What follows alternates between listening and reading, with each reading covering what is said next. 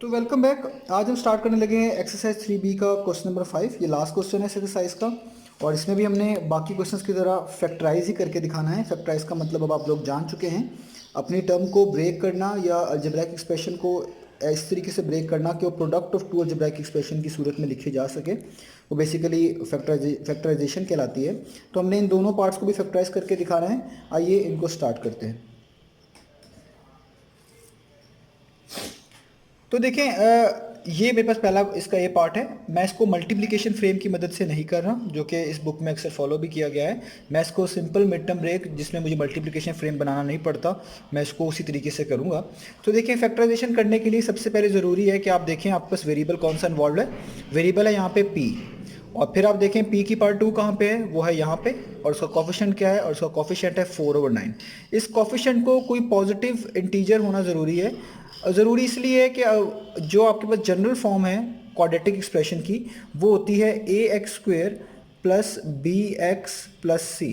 तो ये general form होती है। इसमें ये a को कोशिश करते हैं हम पॉजिटिव रखें, और इसकी जो ऑर्डर होती है वो भी इस तरह रखी जाती है, x² फिर x और बाद में कॉन्स्टेंट्स।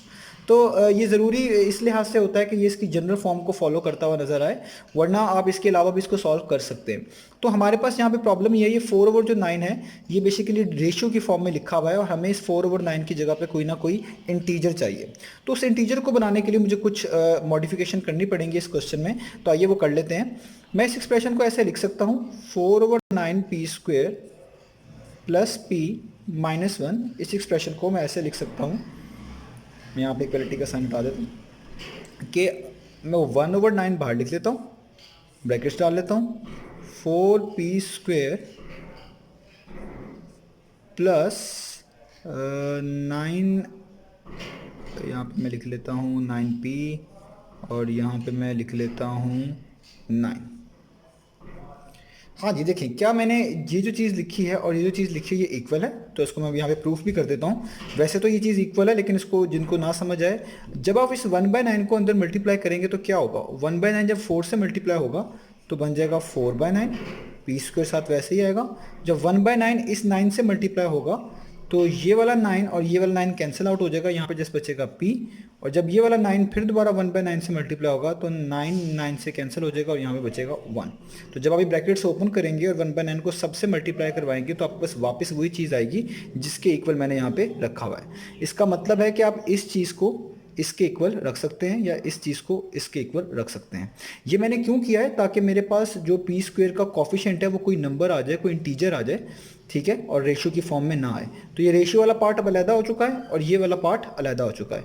अब हम इस पार्ट की ज़्यादा आसानी से मिड टर्म ब्रेक कर सकते हैं बनिस्बत इस पार्ट के। यानी अगर हमारे पास इस तरह लिखा होता सवाल, जिसमें शुरू में 4/9 आ रहा होता, तो इसकी मिड टर्म ब्रेक करना बहुत मुश्किल होती। लेकिन इसकी मिड टर्म ब्रेक करना आसान है, जिसमें p² का कॉफिशिएंट कोई इंटीजर है, पॉजिटिव इंटीजर है, कोई नंबर है। तो अब इसको स्टार्ट, तो मैं लिखूंगा सबसे पहले ये 1/9। आपको पता है कि जो p² का कॉफिशिएंट होता है हम इसको लास्ट वाले नंबर से मल्टीप्लाई करवाते हैं, तो 4 - 9 टाइम्स, ये लास्ट वाला नंबर जो होता है इसमें वेरिएबल नहीं आना चाहिए, 4 - 9 टाइम्स होता है -36। तो अब आपको ऐसे दो नंबर्स चाहिए जिनको मल्टीप्लाई करके आपको -36 मिले, ठीक है, और उन्हीं दो नंबर्स को, यानी इन्हीं ऊपर वाले दो नंबर्स को जब आप ऐड करें तो आपको मिड टर्म मिले, और मिड टर्म है यहाँ पे 9। तो देखें वो नंबर्स कौन से हो सकते हैं। उनमें से सबसे अच्छी जो चॉइस बनती है वो बनती है 12 3 टाइम्स। 12 3 टाइम्स, 12 3 टाइम्स कितने होते हैं, 36। यानी अगर आप यहाँ पे 12 लिख लें और यहाँ पे 3 लिख लें तो 12 3 टाइम्स 36 आ सकता है आपके पास। लेकिन प्रॉब्लम ये है कि हमें -36 चाहिए, ठीक है। तो मैंने आपको कहा था जब ये माइनस वाले साइन का इशू आए तो आप देख लिया करें कि आपके पास जो एक्सप्रेशन है उसमें मिड टर्म के साथ कौन सा साइन है। तो यहाँ पे मिड टर्म के साथ है प्लस का साइन, तो इन दोनों में से जो सबसे बड़ा नंबर है आप उसके साथ भी प्लस का साइन लगा दें। तो इन दोनों में है 12 सबसे बड़ा, तो इसके साथ प्लस का लगा दें, और दूसरे के साथ साइन चेंज कर लें इस चीज़ को बनाने के लिए। तो इस +3 की जगह पर मैं क्या कर लेता हूँ, -3। यहाँ पर भी क्या लिख लेता हूँ, -3। तो प्लस माइनस माइनस 12 3 टाइम्स 36। तो देखें अगर एक नंबर +12 रखें और एक -3 रखें तो 12 - 3 टाइम्स क्या देता है, -36। तो एक चीज़ तो जस्टिफाई हो गई। अब इन्हीं दो नंबर को ऐड करने के बाद 9 अगर मिलता है तो आपको मिड टर्म ब्रेक मिल चुकी है। तो आप देखें 12 में प्लस कर दें ये वाला नंबर यानी -3, तो आप लोगों को पता चल गया होगा प्लस माइनस कितना होता है, माइनस, यानी 12 - 3। 12 - 3 कितना होता है? वो होता है 9। तो ये हो गया 9, यानी यही दो नंबर अगर आप यहाँ पे रखें तो आपको क्या मिल रहा है? 9, 12 और एक -3। तो इसका मतलब आपको मिड टर्म ब्रेक मिल गई है। यही मिड टर्म ब्रेक यानी 12 और -3 मैं यहाँ पे लिखने लगा हूँ। तो मैं लिखूँगा 4p² वैसे ही +12p, प्लस माइनस माइनस होता है, और -3p। यही दो नंबर मैंने ढूंढे थे, एक +12 और एक -3। 12 - 3 कितना होगा? 9। और 12 को 3 से मल्टीप्लाई करेंगे -3 से तो वो आएगा 36, क्योंकि 4 9 टाइम्स भी कितना था? 36। तो यहाँ पे -9 वैसे का वैसे। अब आप इसको यहाँ पे ऐसे लिख लें 1/9। इन दोनों में लेटर भी कॉमन आ रहे हैं, यानी p² और p में से p कॉमन है, जो पार्ट छोटी होती है वो कॉमन लिखते हैं। और 4 और 12 जो हैं ये दोनों 4 पे डिवाइड होते हैं, तो इसलिए यहाँ पे क्या कॉमन है? 4 भी कॉमन है। जब कोई नंबर कॉमन आएगा आपको उसका टेबल एक तरह का पढ़ना पड़ेगा। तो 4 1 टाइम्स 4 होता है, यहाँ पे 1 लिखने की ज़रूरत नहीं है, वो ऑब्वियस होता है। यहाँ पे p² लिखा हुआ है, एक p बाहर है, तो यहाँ पे जस्ट बचेगा एक p। 4 3 टाइम्स 12 होता है, ये 1 के अलावा, इसको लिख लें। और p यहाँ पे मौजूद है, पहले से बाहर है, तो इसलिए यहाँ पे ब्रैकेट क्लोज कर दें, हमें p की ज़रूरत नहीं है। जब हम इन चीज़ों को इससे मल्टीप्लाई करेंगे तो यही चीज़ वापस मिलनी चाहिए। यहाँ पे दोनों माइनस हैं, तो माइनस तो कॉमन आएगा ही आएगा। 3 और 9 जो है दोनों ही 3 पे डिविजिबल हैं, तो 3 कॉमन आएगा। जैसे ही आप ब्रैकेट्स लगाएंगे माइनस होने की वजह से अंदर साइन चेंज होंगे। 3 1 टाइम्स 3 होता है, तो 1 लिखने की ज़रूरत नहीं है, जस्ट p लिख दें। और 3 3 टाइम्स 9 होता है, तो यहाँ पे 3 लिखें, और ये वाला माइनस इस माइनस की वजह से क्या हो जाएगा? माइनस माइनस प्लस, और ब्रैकेट क्लोज कर दें। तो यहाँ पे आ जाएगा 1/9।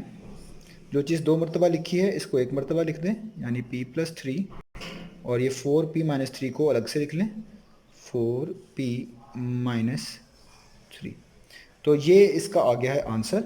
अब इसके साथ ये भी हो सकता है कि आप ये 1/9 जो है बेसिकली दोनों से मल्टीप्लाई हो रहा है, आप इसको भी फर्दर सॉल्व करके लिख सकते हैं। और इसको आप याद रखिए, इनका ऑर्डर चेंज करने से कोई फ़र्क नहीं पड़ता, आप इसको ऐसे भी लिख सकते हैं। पहले 4p - 3 लिख दें और बाद में p + 3 लिख दें, ये दोनों ही आंसर्स। तो अब हम स्टार्ट करते हैं पार्ट नंबर बी। तो पार्ट नंबर बी के मैंने कुछ स्टेप्स यहाँ पे पहले से ही कर दी हैं टाइम बचाने के लिए, तो मैं ये स्टेप्स आपको समझा भी देता हूँ जल्दी से। तो देखिए पार्ट नंबर बी में सबसे इंपॉर्टेंट चीज़ ये है कि आप इसमें नोटिस करें कि इसमें ऑर्डर जो है वो थोड़ा सा डिफरेंट दिया हुआ है। आपको पता है जो जनरल होता है ऑर्डर क्वाड्रेटिक एक्सप्रेशन का, वो होता है ax² + bx + c के मुताबिक पहले स्क्वेयर वाली टर्म्स, x की पावर 2 वाली टर्म्स, फिर x की पावर 1 वाली टर्म, और फिर बगैर x की टर्म यानी कांस्टेंट। लेकिन अगर आप यहाँ पे देखें, यहाँ पे ये ऑर्डर फॉलो नहीं हो रहा, ना पहले स्क्वेयर की टर्म्स आ रही हैं, ना उसके बाद डिग्री 1 वाली टर्म नज़र आ रही है बाज़ाहिर, और एंड पे एक डिग्री 2 वाली टर्म भी नज़र आ रही है, और साथ में कुछ और टर्म भी लिखी हुई हैं। तो ये चीज़ को हमें सही बनाना है। दूसरी बात, इसका ऑर्डर चेंज करने के बाद भी हमने इसमें चेक करना है कि क्या इसमें कुछ कॉमन तो नहीं है। तो आप देखेंगे इसमें कॉमन भी आ रहा है, और यहाँ पे भी लिखा हुआ है, और यहाँ पे भी लिखा हुआ है, और यहाँ पे भी लिखा हुआ है। इसका मतलब इसमें सिर्फ ऑर्डर का फ़र्क नहीं है, बल्कि ऑर्डर और कॉमन दोनों ही की मॉडिफिकेशन आपको करानी पड़ेगी। तो मैंने क्या किया है, मैंने सबसे पहले इनका ऑर्डर सही किया है, यानी जो 2 वाली टर्म है डिग्री 2 वाली उसको पहले लिखा है, उसके बाद जिनमें वेरिएबल्स आ रहे हैं और उनकी पावर 1 1 है उसको बाद में लिखा है, और एंड पे ये आर वाली टर्म लिखी है, जिसको भी मैं एंड पे मॉडिफाई भी कर लूँगा कि ये कांस्टेंट टर्म है, इसमें आर मौजूद नहीं होगा। तो मैंने क्या किया है, सबसे पहले ये टर्म लिख ली स्क्वायर वाली, उसके बाद बगैर स्क्वायर की टर्म्स, और उसके बाद ये बिल्कुल एंड वाली टर्म यहाँ पे लिख ली है। -12.8 यहाँ पे, -0.8 यहाँ पे, और इसके साथ कुछ नहीं था यानी प्लस, तो +0.6 यहाँ पे।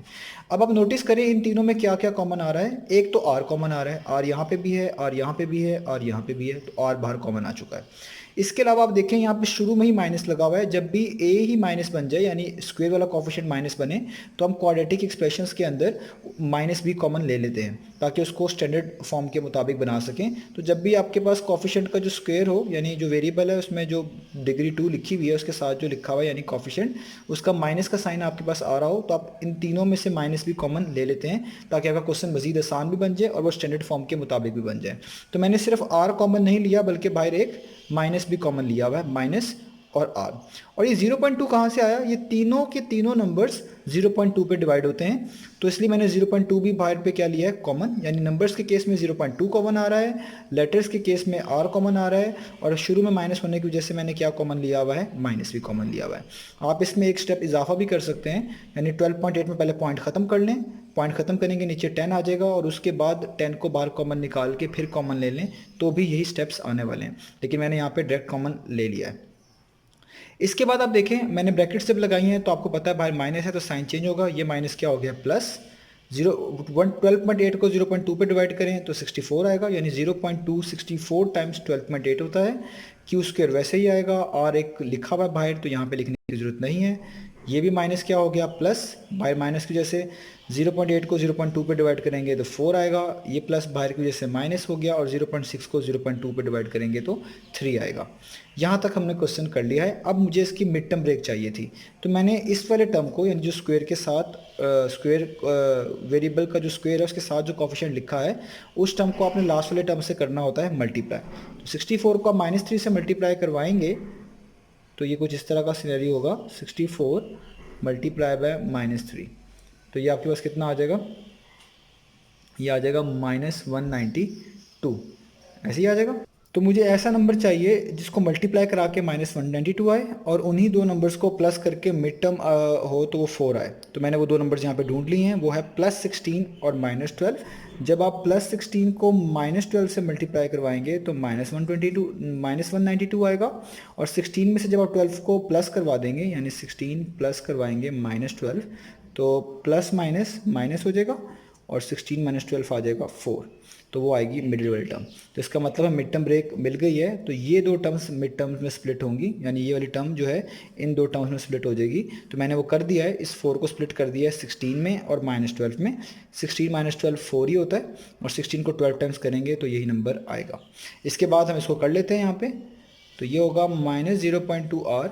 इन दोनों में क्या चीज़ कॉमन आ रही है, इन दोनों में एक तो क्यू कॉमन है, मैंने आपको बताया हुआ है छोटी पार वाला भाई हम कॉमन लिखते हैं, और 16 और 64 में हमारे पास जो नंबर कॉमन है वो 16 है, क्योंकि 16 जो है बेसिकली 16 ये जो नंबर है 16 ये 16 पे भी डिवाइड हो जाएगा, और 64 भी 16 पे डिविजिबल है, तो जो नंबर कॉमन आएगा बाहर वो आएगा 16।